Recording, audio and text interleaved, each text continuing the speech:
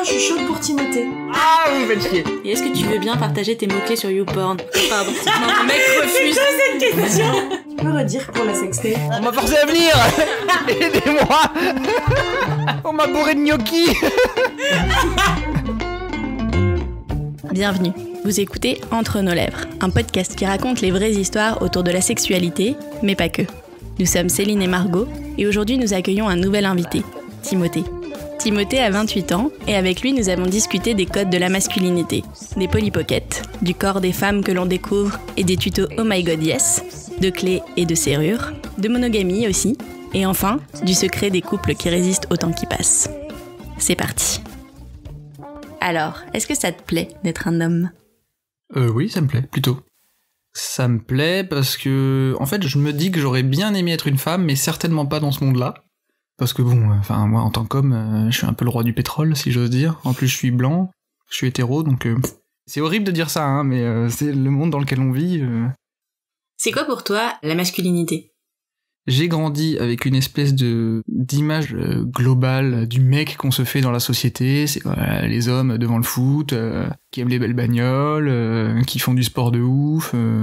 Après, je me suis pas vraiment posé la question. C'est pas une question que je me pose souvent.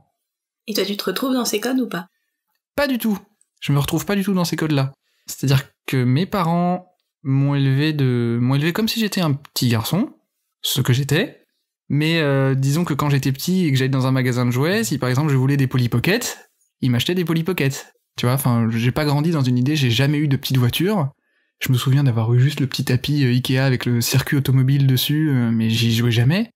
Je déteste le football, j'en ai rien à foutre des belles voitures, donc je sais pas vraiment où est ma place dans ce qu'on appelle la masculinité en termes d'image de société, mais je pense de toute façon qu'il y a autant de masculinité qu'il y a d'hommes. Après, je me pose pas la question. Tu parlais de tes parents, ils étaient contents d'avoir un garçon ? Je pense, oui. Mais après, j'aurais été une petite fille, ils auraient été aussi contents. Hein. Mais après, j'ai surtout été élevé par ma mère, parce que mes parents ont divorcé quand j'avais 5 ans. Et c'était quoi la répartition des rôles entre deux ? Je voyais peu mon père. Je le voyais genre une fois toutes les 3 semaines, un week-end. Donc globalement, ma mère s'occupait de moi en permanence, quoi. Donc elle faisait tout. On va parler de ton éveil sexuel un peu. C'est quoi ton premier souvenir ? J'en ai pas vraiment. Je me pose souvent la question, mais j'ai du mal à me souvenir de la première fois, en fait. Je pense que j'ai voulu le plus longtemps possible rester un gamin. J'ai vraiment repoussé le plus tard possible cette échéance. Je me souviens juste que quand j'étais petit, j'avais je sais pas, je devais avoir entre 10 et 14 ans, j'avais une télévision dans ma chambre. C'était une vieille télévision cathodique avec des boutons. J'avais pas le droit de la regarder le soir, évidemment, mais comme ma chambre était au fond de l'appartement, je la regardais. Et je me souviens qu'un jour, en zappant, je suis tombé sur des films érotiques. C'était à l'époque où les logos du CSA étaient encore des trucs de couleur, et là, je voyais un logo carré dans un rond violet. C'était quelque chose que j'avais jamais vu, parce que c'est un truc qui passe super tard, et ça voulait dire interdit aux moins de 16 ans. Et oui, donc un jour, je suis tombé sur des films érotiques comme ça, donc je pense que ça doit être ça, le début de l'éveil sexuel. Mais après, c'est des films érotiques super soft, hein. Je fais partie de cette dernière génération, je pense, qui n'a pas baigné dans les écrans, et j'ai eu mon premier ordinateur avec accès à DSL à 17 ans, donc j'ai été quand même relativement épargné du porno. Est-ce que tu pouvais parler de sexualité avec tes parents ? Hormis le traditionnel discours oui, n'oublie pas de mettre des capotes, franchement non. Je me souviens qu'un jour ma mère m'a dit oui, moi tu sais mon fils, si jamais que tu sortes avec un homme ou avec une fille, ça m'est égal, quand tu mets des capotes, voilà, c'est ce qui elle avait pas tort, hein, c'est ce qui comptait le plus pour elle, mais non, j'ai jamais parlé de sexualité avec mes parents. Je me souviens bien des maladroites tentatives de mon père avec ses gros sabots d'essayer de parler avec moi, mais j'ai vite écourté la chose. Et avec tes amis ? Pas tellement non plus. Comme j'ai dit plus tôt, j'ai essayé de repousser, de rester un gamin le plus possible. Donc mes potes étaient aussi des gamins, et donc franchement on passait plus notre temps à jouer, à faire des conneries que de parler de ça. Et comment t'as fait ton éducation sexuelle du coup ? Là aussi j'aurais tendance à dire que je m'en souviens plus trop. Je pense que ça a dû commencer avec ces films érotiques là, et inlassablement ça a dû... si, je me souviens. Une autre partie de l'éveil sexuel, c'est que mon premier téléphone c'était le premier téléphone où on pouvait aller sur internet avec, c'était très laborieux, fallait déplacer la souris et tout. Voilà, le WAP, c'était ça. Les premiers téléphones, le WAP, et je me souviens que quelqu'un, je sais plus si c'est un copain à moi ou si c'est moi qui les avais trouvés, m'avait envoyé des photos érotico-porno sur le téléphone, ce qui est très maladroit parce qu'un jour mon père a récupéré ce téléphone et est tombé sur ces photos et j'ai dû éluder la chose. Mais je pense que oui, donc il y a eu ça, ces premiers contacts avec ces espèces de photos érotico-porno, mais je pense que... Non, je pense que c'est pas par le porno. Par les films peut-être, voir des scènes d'amour dans les films, ça doit être ça. J'ai vraiment découvert le porno genre vers 16-17 ans, pas plus tôt. Est-ce que tu te souviens de la première fois où tu t'es masturbé? Je me souviens pas de la première fois, non. C'est pareil. Je pense que ça a dû commencer, je sais pas, entre 12 et 14 ans, justement, avec ces films érotiques sur RTL9 ou quelque chose comme ça, mais je ne m'en souviens vraiment pas. Je sais que c'est venu par stade. C'est-à-dire que j'ai dû le faire une fois, puis ensuite le faire encore et encore, mais j'ai pas le souvenir vraiment d'une certaine période. Puis comme j'en parlais pas avec mes potes... Et du coup, pour toi, c'était quoi, faire l'amour? Comme je voyais dans les films érotiques, comme je voyais dans les films, tout simplement. Le souci, c'est que quand on est un jeune garçon, il y a forcément une pression sociale qui se met... Enfin, surtout dès le collège, t'as forcément toujours un kéké qui a baisé une meuf à 12 ans sur une mode de foin chez ses cousines ou je sais pas quoi. Donc t'en as toujours un qui s'en vante, et t'as une espèce de pression sociale, c'est « Ouais, t'es encore puceau, gna. Donc oui, j'avais hâte que ça se fasse. Mais j'étais pas particulièrement en recherche. Je savais pas vraiment ce que c'est... Enfin, si, je savais ce que c'était visuellement, je savais comment ça se passait, mais en termes de sensations, je savais pas ce que ça faisait. Mais après, la pression est devenue plus intense à partir de 15 ans. Tu vois, je me suis dit 15, 16 ans, 17. 17, je me suis dit, putain, il faut vraiment que je le fasse. Parce que c'est la honte, à 17 ans, pour un mec de pas avoir fait l'amour? C'est pas que c'est la honte, mais déjà, c'est l'âge moyen. Et moi, je suis très chiffre. Donc, en fait, faut savoir que moi, je suis un ancien gros. Et j'avais pas beaucoup d'amis. Donc, j'étais toujours un peu, voilà, sur les photos de classe, il y a un petit gros, c'est moi. J'étais pas du tout sportif, je jouais pas au foot avec les autres garçons à l'école, parce que j'avais rien à foutre. Ou si j'étais obligé de jouer, on me foutait au goal. Hein, ouais, le gros, il va arrêter les ballons. Ouais, disons que j'avais la pression. Disons que là, à l'époque, je traînais avec des copains qui, eux, l'avaient fait. Et je me disais, putain, faut que je le fasse. 17 ans, 17 ans, c'est l'heure, tu vois. J'aspirais juste à être comme les autres. Donc oui, c'était un peu la honte, ouais. Enfin, dans ma tête, c'était un peu la honte. Et alors, du coup, c'était comment, ta première fois? Alors c'était quand? J'avais 17 ans, c'était avec une meuf que j'avais rencontrée par l'intermédiaire d'une amie. Je crois qu'on a dû sortir ensemble entre guillemets, je sais pas, 3 semaines maximum, et ça a dû se faire en 2 séances de ciné, 2 McDo et 2 fois faire l'amour. Je me souviens très bien, je suis allé chez elle, on a fait l'amour. Je suis sorti et j'étais soulagé. Genre, je marchais sur un nuage. Je me disais, ah, ça y est, enfin c'est fait. On va pouvoir passer à autre chose. Mais après, je me suis dit, tout ça pour ça, franchement, je m'étais fait un film.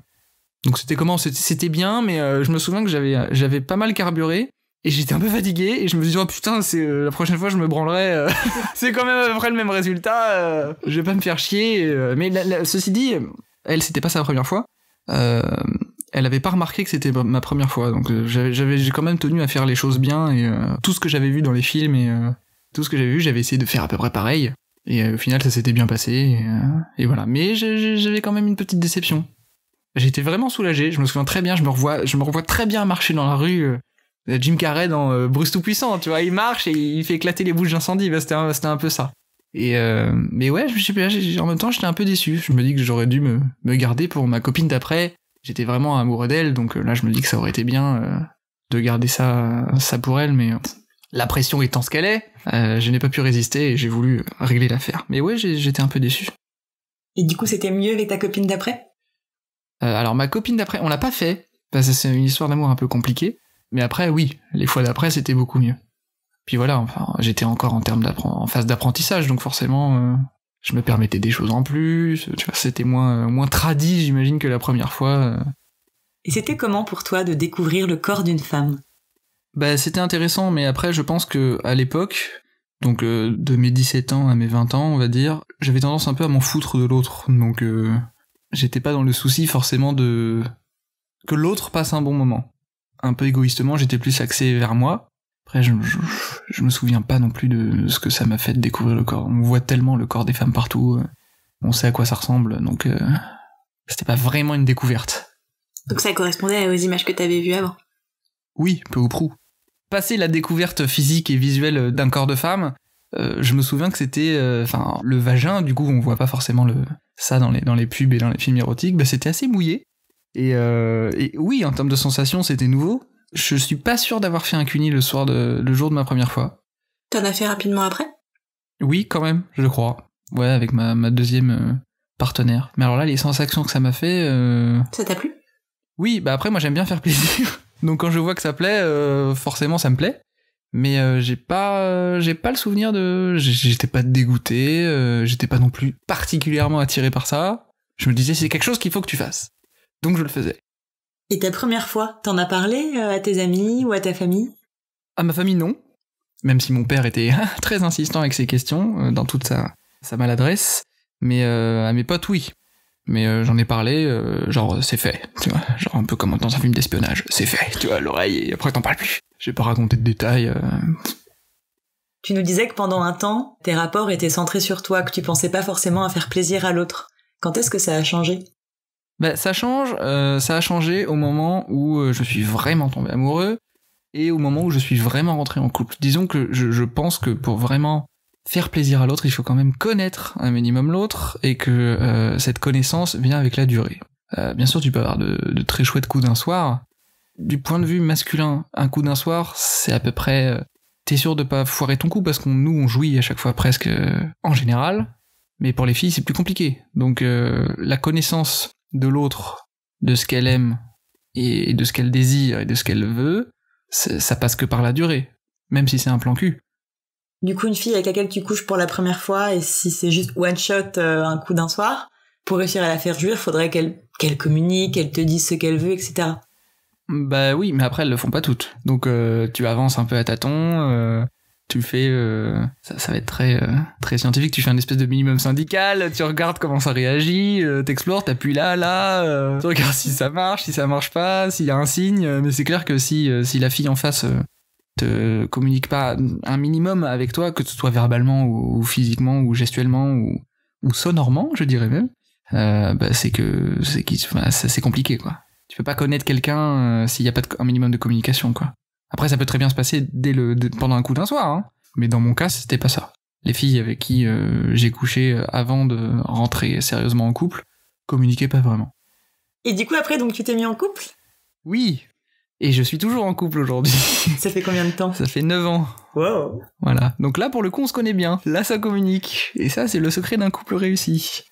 Au bout de 9 ans, on se connaît, on sait ce qu'on aime, on sait ce qu'on aime moins, on sait comment on l'aime, et donc oui, c'est beaucoup plus facile. On prend le temps d'essayer des trucs nouveaux, d'explorer. Hein. C'est pas parce que tu restes en couple avec une personne pendant longtemps que tu perds cette faculté à découvrir. Ou si tu la perds, c'est que c'est triste. Par exemple, elle m'a montré récemment un site internet. Alors moi, je suis toujours curieux et ouvert à tout. Elle m'a montré un site internet qui s'appelle Oh My God Yes, je crois que c'est ça, vous connaissez. Et en gros, je trouvais ça marrant parce que, ouais, c'était intéressant de regarder donc on a regardé les vidéos ensemble et tout, et après, j'ai illustré par les gestes, et c'est un site très bien fait, et voilà, j'ai fait des tutos, et oui, il faudrait que plein de mecs regardent ça parce que ça pourrait quand même résoudre plein de problèmes. Faut oser se dire les choses. Y a pas, quand t'es en couple, t'es censé pouvoir tout te dire, et t'es dans la sphère intime de l'autre, donc si les gens communiquent pas, ça marche pas. Est-ce qu'on pourrait expliquer pour nos auditrices et auditeurs ce que c'est Oh My God Yes? Nous on connaît, mais on va te laisser expliquer ce que c'est. Oh My God Yes? Ouais. C'est un site internet en gros qui explique par des vidéos différentes techniques pour parvenir à l'orgasme. Je sais pas si je résume bien. Chez les femmes. Chez les hommes, on n'a pas besoin. Et donc il y a des vidéos, ça peut être assez cru, parce que c'est vraiment des femmes qui sont filmées et qui montrent les gestes qui les font jouir. C'est des vidéos en gros plan de vulve, et c'est des femmes qui se touchent, et avec ton petit pointeur de souris, tu dois reproduire le geste. Ça fait un peu Adibou pour adultes, mais en gros c'est ça, voilà. Donc ça peut paraître un peu bizarre et gênant de regarder ça avec sa copine, mais franchement au bout de 9 ans, on a plus de... il y a plus de gênance. Et du coup après vous avez pu pratiquer ensemble? Exactement. T'as appris des trucs? Oui, j'ai appris des trucs, bah évidemment. Quelle meilleure source d'information que les femmes elles-mêmes. Et aujourd'hui, est-ce que tu t'entends mieux avec ton corps? Ça dépend des jours. Après, j'ai quand même j'ai jamais vraiment eu confiance en moi, dans la vie. Et mon enfance et mon adolescence ne m'ont pas aidé à avoir confiance en moi. Donc ça dépend des jours. J'ai toujours pas le corps que j'aimerais avoir, Mais bon, après, je passe outre parce que je sais très bien que ma copine m'aime comme je suis. Tu te sens à l'aise quand t'es nu aujourd'hui ou pas? Oui, alors là par contre j'ai aucun problème à me mettre nu. J'ai jamais eu aucun problème à me dessaper devant une fille. Ça pourrait être mieux en termes de corps, mais après je fais aussi je fais quelques efforts pour moi correspondre à une certaine idée de ce que j'aimerais que mon corps soit. J'essaie de faire du sport, je m'encroute pas non plus. Donc je fais du sport, je surveille mon alimentation, mais comme je suis très gourmand, c'est difficile. Et voilà, j'aime bien sortir aussi. Des fois je bois. Et ça c'est pas facile non plus de résister. Et puis en même temps on est dans une société qui nous encourage à profiter de la vie, donc voilà. Qu'est-ce que tu préfères chez toi? Vous posez la question à quelqu'un qui n'a pas confiance en soi. Tout à fait. Je sais pas, je dirais peut-être mon sens de l'humour. Physiquement? Voilà. Physiquement, mon sens de l'humour. Ouais. Physiquement, je sais pas. J'ai des beaux cheveux, je crois. Non, je pense que j'essaie de travailler un peu mon sens de l'humour parce que bon, ça aide quand même. Est-ce que t'as conscience de ton corps quand tu fais l'amour? Je ne sais pas. Qu'est-ce que c'est avoir conscience de son corps quand on fait l'amour? Est-ce que, par exemple, je sais pas, tu vois, quand t'es une fille, parfois tu te dis j'aime pas telle position parce que, je sais pas, j'aime pas l'image que ça peut renvoyer à l'autre. Quand t'as les genoux au-dessus de la tête et que t'as tous tes bourrelets qui ressortent. C'est ça, quand t'es en levrette et que... Enfin bon, ça c'est des trucs... je te donne les positions de fille, hein, mais... Est-ce que t'y penses ou est-ce que, en fait, tu t'en fous d'avoir une tête bizarre quand tu jouis, tu t'en fous qu'on voit des trucs? Après, bon, ça fait 9 ans que je suis avec la même copine, donc je pense qu'au final, elle s'en fout un peu de quelle tête je fais quand je jouis. J'ai pas conscience de mon corps tant qu'il ne me fait pas un signe physique, c'est-à-dire tant que par exemple j'ai pas mal aux genoux, ou des courbatures, où ça dépend de la position qu'on prend, mais voilà, sinon j'en ai pas conscience. T'as des courbatures quand tu fais l'amour? Ça dépend. Et pour reparler un peu de masturbation, est-ce que c'est quelque chose que tu pratiques toujours aujourd'hui? Oh oui, je suis un petit peu... j'abuse peut-être un peu à ce niveau-là, ouais. Pourquoi t'abuses? Parce que je fais ça tous les jours presque. Voilà, même quand on est en couple depuis 9 ans, et ça n'a rien à voir avec la fréquence des rapports sexuels, hein, c'est juste que c'est une habitude que j'ai gardée. Elle le sait, ça lui pose aucun problème. Et tu regardes toujours du porno ou plus? Ou pas? De temps en temps. Après ça dépend, voilà, quand j'ai le temps, ça aide. Et des 5 sens, c'est lequel pour toi qui est le plus lié à la sexualité? Alors je dirais qu'il y en a 2. Je pense que le premier, c'est l'odorat. Par exemple, je déteste faire l'amour quand ma partenaire sort de la douche. Parce qu'il n'y a plus rien. Voilà, il y a plus d'odeur du corps, il y a juste une odeur de shampoing ou de gel douche, et c'est comme pareil, je pourrais pas coucher avec une fumeuse par exemple. Une grosse fumeuse, c'est pas possible. Après l'odorat, je pense que c'est le toucher qui vient tout simplement. Et c'est quoi la sensation que tu recherches quand tu fais l'amour? J'ai pas conscience de rechercher quelque chose en fait. C'est l'orgasme parce que mécaniquement c'est ce qui vient à la fin. Et puis oui, c'est peut-être un sentiment d'abandon, surtout de relâche, on va dire. De relâche et puis d'être bien, et puis c'est surtout il y a l'orgasme et puis après il y a surtout le moment post-orgasme juste après. Ça c'est bien aussi. Voilà, espèce de petit moment de flottement. Est-ce que t'as déjà simulé? Ça a dû m'arriver 1 ou 2 fois, je sais pas avec qui. J'ai dû le faire une fois parce que je devais être trop crevé et pour finir la chose. Voilà, mais après c'est compliqué pour nous de simuler, hein, donc... Comment tu te débrouilles alors? Je pense que j'ai dû simuler une 2e fois. Enfin, lors d'une 2e session, tu vois, d'un 2e coït, si je puis être très scientifique. Donc tu fais l'amour une fois, et ensuite tu fais une 2e fois, mais genre 20 minutes après. Et là, ça a dû m'arriver peut-être une fois de simuler, hein, juste pour pas dire que je suis fatigué. Disons que quand l'acte sexuel masculin est terminé, vous le voyez, parce qu'il y a du sperme, normalement. Après, il y en a qui jouissent sans éjaculer, ça c'est une autre paire de manches. J'aimerais bien savoir d'ailleurs comment ils font. Mais donc la simulation m'apparaît possible, et encore une fois, je suis pas du tout un grand simulateur, m'apparaît possible uniquement quand tu le fais une 2e ou une 3e fois, et que là, du coup, la logique voudrait qu'il y a plus rien qui sort, tu vois. Est-ce que t'as besoin d'être amoureux pour avoir des relations sexuelles? Non, pas du tout. Je tombe pas forcément amoureux de la première personne, donc ça veut dire que j'aurais vraiment pas beaucoup fait l'amour si je devais attendre ça. Enfin, avec des personnes différentes, je veux dire. Mais non, j'ai absolument pas besoin de tomber amoureux il suffit juste qu'il y ait du désir. Et du coup, il naît comment ton désir? Ah bah ça dépend de la situation, ça dépend de la personne, ça dépend de son physique, ça dépend de son caractère, ça peut se baser sur des choses toutes connes comme une coupe de cheveux, y a pas de règle, ça vient ou ça vient pas, y en a ou y en a pas. Est-ce que le sexe est important pour toi dans ton couple? J'ai du mal à appréhender cette question parce qu'effectivement, si on faisait plus l'amour, il y aurait un problème. Et pour moi, couple, ça veut dire faire l'amour. Pour moi, le couple, c'est avoir des relations sexuelles quand même régulières. Alors bien sûr, il peut y avoir des pauses, de plusieurs jours ou de plusieurs semaines, c'est pas la question. Mais à partir du moment où un couple cesse de faire l'amour, oui, c'est qu'il y a un problème. Les partenaires d'un couple doivent être capables de se faire plaisir. Donc s'il y a plus de relations sexuelles, bien sûr tu peux trouver du plaisir autrement, mais c'est quand même le désir physique à la base, c'est ce qui est à la base de nombreux couples. Donc s'il y a plus de, alors bien sûr il y a des couples qui deviennent platoniques, les relations sexuelles disparaissent un peu avec l'âge, mais tant qu'il y a de la libido, un couple, à mon avis, pour que ça fonctionne correctement, il faut qu'il y ait des relations sexuelles régulières. Je suis peut-être un peu catégorique là-dessus, mais dans mon cas, c'est ça. Qu'est-ce qu'il y aurait d'autre d'important pour toi à part le sexe dans un couple? La communication, la bonne entente, la complicité, c'est que des choses que tu retrouves aussi dans les relations sexuelles. Hein. Les relations sexuelles, c'est un micro-compas de ta relation en général. Donc si tes relations sexuelles se passent bien, c'est qu'en général ton couple se passe bien. Il y a des moments en particulier où tu te dis là j'ai envie d'elle. Je me pose pas la question. Ouais.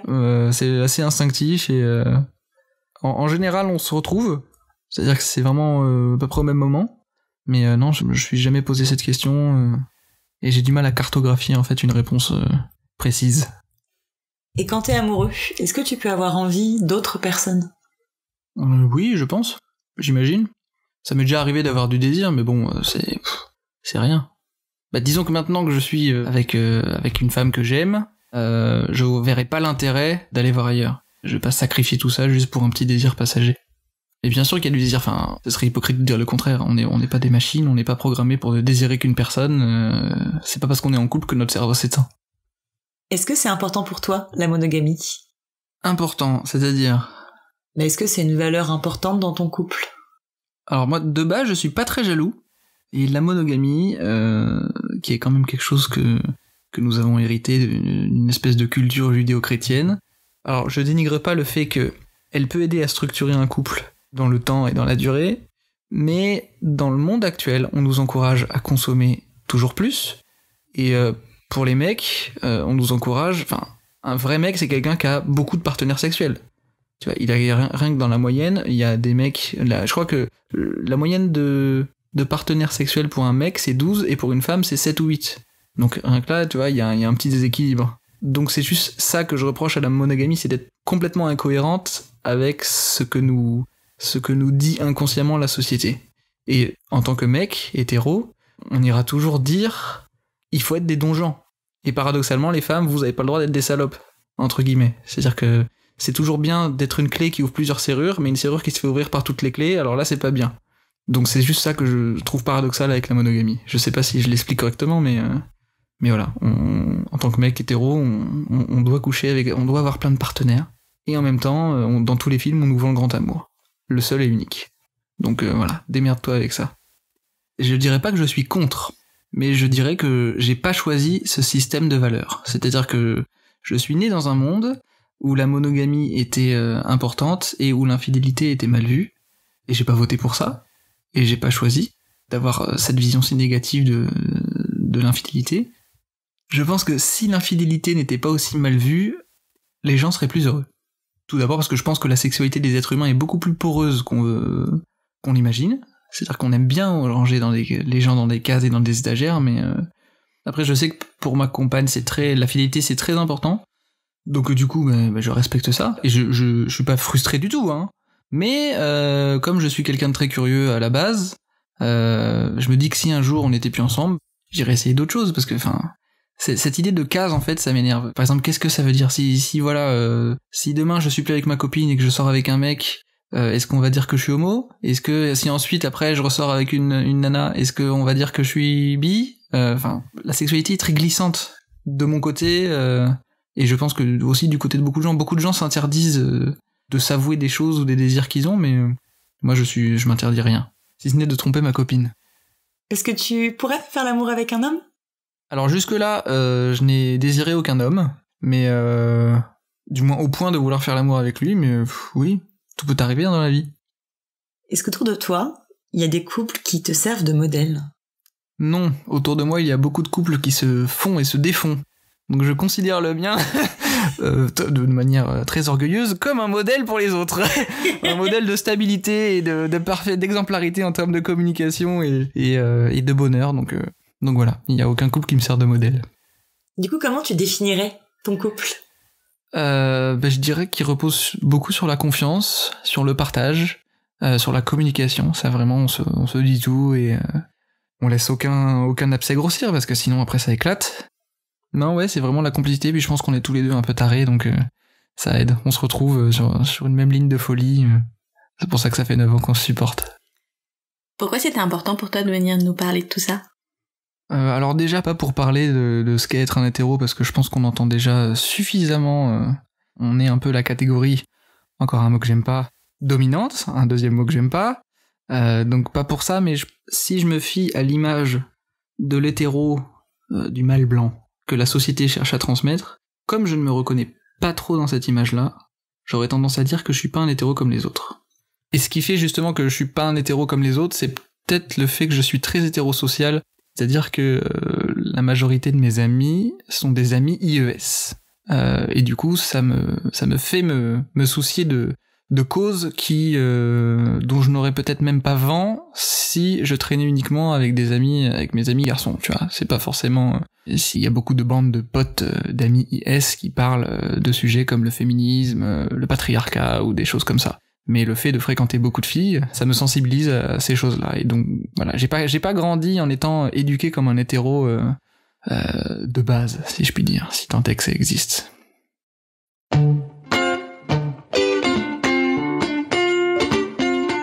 Pour ne pas rater le prochain épisode d'Entre nos lèvres, abonnez-vous à ce podcast. Vous pouvez également nous suivre sur Instagram, Facebook et Twitter, @entrenoslèvres, ou sur notre site internet, entrenoslèvres.fr, où nous écrivons aussi. Et n'oubliez pas de vous inscrire à notre super newsletter. Tous les 15 jours, à l'annonce du nouvel épisode, on partage avec vous 5 chouettes recommandations. Des livres, des films, des articles, tout ce qui nous a plu ou touché ces derniers temps. Promis, c'est cool. Ah oui, et puis la musique du générique a été composée par Martin de Boer. Allez, à dans 15 jours.